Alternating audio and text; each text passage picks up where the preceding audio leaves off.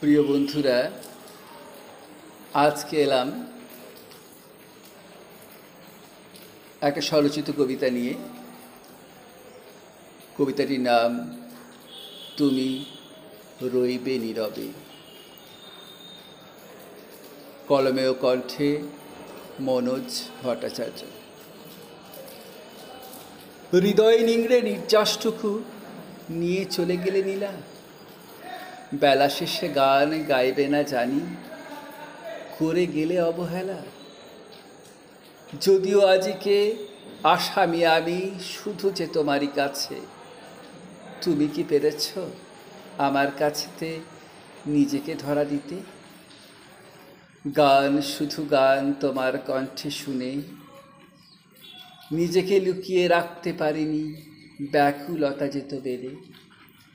তবলার বলে সেতারের ধুনে বুঝিয়ে দিতাম কভু, যদি না বুঝেছ সমব্যথী তবে হয়েছিলে কেন বাপু?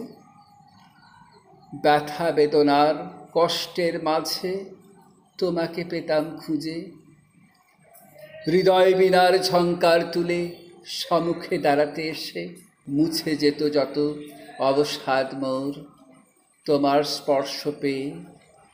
নয়নে নয়ন রেখে শুধু মোর আখি জল মুছে দিতে। ঘৃণা করো তুমি এখন আমায়, নীলাঞ্জনা বলেছে আমারে। বলতে পারিনি ভালোবাসি আমি, বলতে পারিনি শুধু। সদাই আমি থাকি নাকি করিয়া মাথা নিচু। ভীতু কাপুরুষ বলেছ আমারে, স্মার্ট বয় হতে দেখনি আমারে। বোকা বোকা ভাব আমার নাকি, বলতে পারি না কিছু। তোমার কথা নতমস্তকে মানতে আমি রাজি, তবুও আমি বলছি তোমারে, শুধরে নিতে পারতে আমারে। তোমার সঙ্গ পেলে গো আমি হতাম মনের মতো। আপনজনের বিয়োগ ব্যথা সয়েছি জীবনে কত, এখন সয়েছি বিরহ ব্যথা দিবানিশি অহরহ।